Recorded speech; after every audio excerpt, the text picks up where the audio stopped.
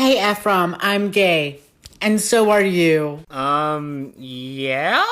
You want to cover Edify's video on same-sex marriage? Sure, I love tearing apart the arguments of absolutely idiotic bigots. Let's begin. Imagine two men living together. They love each other very much and are committed to being there for each other come what may. Should the government regulate their bond through marriage law? Well, turns out the two men are brothers who both never married and enjoyed sharing a life, including for the material benefits of splitting rent, supplies, and so on. But their emotional connection and desire for sharing a home don't make them married. I mean, yeah, I guess you're not wrong, given marriage is a legal status granted to two people by the government, but nobody would argue otherwise. Also, isn't marriage like a union, like a consensual union between two people, no matter what?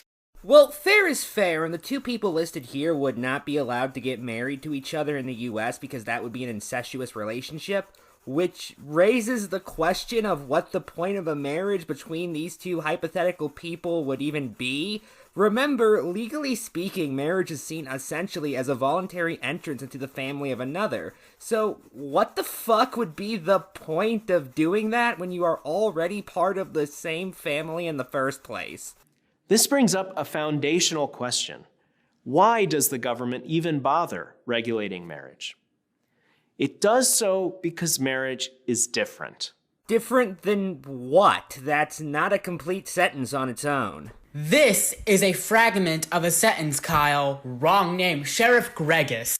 It's not just an emotional connection. It's a total union, heart, mind, and body, that naturally unfolds into the total sharing of family life, and so demands an equally total commitment. How do you quantify a commitment?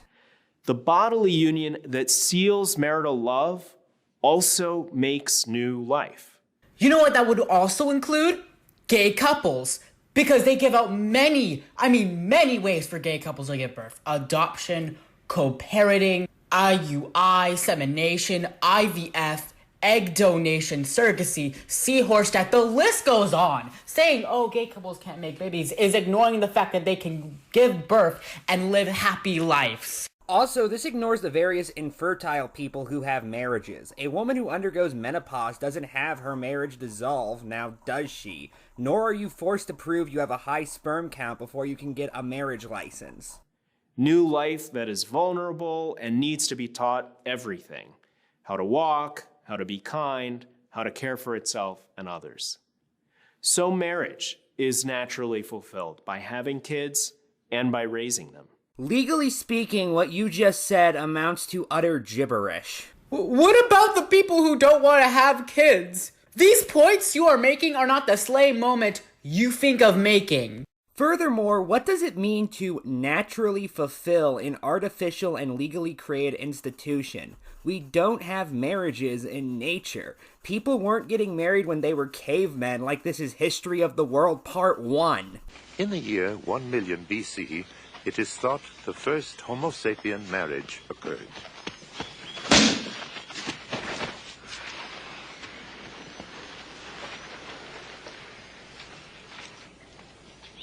It was shortly followed by the first homosexual marriage.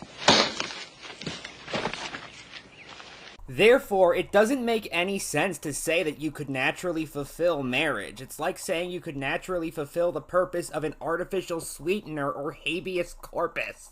Didn't the caveman buck before marriage? Didn't they do the nasty before marriage was even a thing?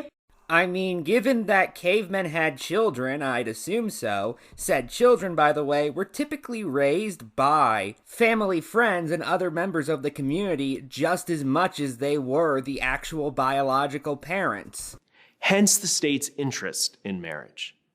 Children, the single greatest public good, Never say that again. can come only from a man and a woman. Kids who know the stable love of the two people who gave them life will have the best shot at becoming thriving adults themselves. That is wrong. That is wrong. That is 100% wrong. Ah! Anyway, while my co-op partner is screaming in the background, I'll just point this out. There's not actually any evidence of this, and in fact, multiple studies have found that there's no evidence of this, and in fact, multiple studies have found that children raised by same-sex couples do exactly as well, if not slightly better, than the parents of opposite-sex couples. Okay, sorry. Just if you only think that being straight is the only way to be a good parent, maybe just don't become a parent at all. Please, for the love of Lord Jesus of gay. Which affects every other social good. No wonder it's historically been quite the ceremony to get married and quite the mess to undo it. So that's a generalization that has absolutely no truth to it. There have been so many cultures, many of which with their own unique views of marriage, attempting to make a statement like that just doesn't make any sense. Hell, some cultures don't even have an understanding of marriage, such as the Meso culture in South China, which has existed for 2,000 years. Many cultures have also had a rather lax view of both marriage and divorce. One of them being the United States before the American Revolution, by the way. Early on, the LGBT movement's goal was touted as modest. Marriage would remain two people, committed, sexually exclusive, but would change to be open to same-sex couples as well. So what's the big deal? Well, redefining marriage doesn't just change who gets to marry. It changes what we think marriage is. Wow, changing things changes them. I never would have thought of that otherwise. Guys, look at them go. Look at them changing the definition of marriage. Woo! It teaches us that what makes a marriage is emotional union. That marriage has no inherent link to kids. That moms and dads are replaceable, and that it's bigotry to think otherwise. So, question, if same-sex marriage redefined marriage so it was unrelated to childbearing, which is an ahistorical claim as mentioned above because several cultures have viewed it as unrelated to childbearing, why would allowing it have any effect on how people view the raising of children? Something to add. You don't have to get married. It is an option. We aren't outlawing straight marriages. Let me just give you an oranges and apples situation. Okay, so I'm eating a whole leaf, and there's another person who is also eating a whole leaf. I have a problem with it, even though it has nothing to do with me, nor with anything that person is doing. You know what I do? Do I ignore them? No, I take their rights away, because they ate a whole leaf and they copied me, even though I didn't think that is even possible. But anyway, see how dumb this is? See how illogical and stupid your point is? A boy and girl who grow up absorbing these ideas from law and culture will feel less need to marry before having children, or to stay together for life, rather than for as long as that emotional connection lasts. Again, and I cannot stress this enough, your argument is literally contradictory. If this really redefined marriage away from raising children, why would same-sex marriage in any way relate to how children are raised? You're just putting in different things you don't like under one umbrella as if they're all connected, even though one of your arguments is that one of these things is disconnecting the other. Or to stick with it so their kids have mom and dad under one roof.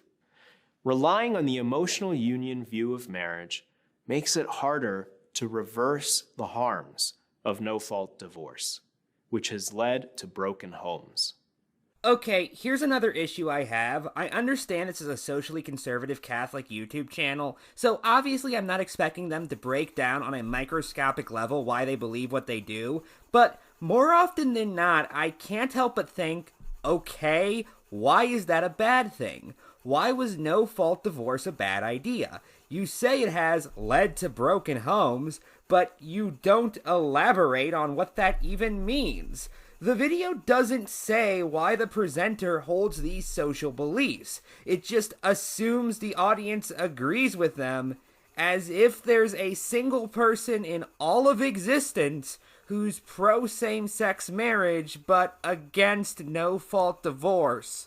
How can we fight fatherlessness and affirm that fathers are essential if we've redefined marriage to make fathers optional? No, we've made husbands optional and defined marriage away from child rearing according to your own fucking video. We need to return to the only vision of marriage that reinforces rather than erodes the stabilizing norms of marriage, the bedrock of every society for thousands of years. So, doesn't that include children that have gay parents? Because, let me tell you, they exist. You are treating like gay parents don't even exist. And pretending that gay parents don't exist, it causes little discrimination. Yeah, that's another thing that bothers me. They're treating this as some far-off hypothetical and not something that has been happening for decades at this point. Anyway, neither of us had any final thoughts, and there's nothing else in the video to cover, so good night and good luck.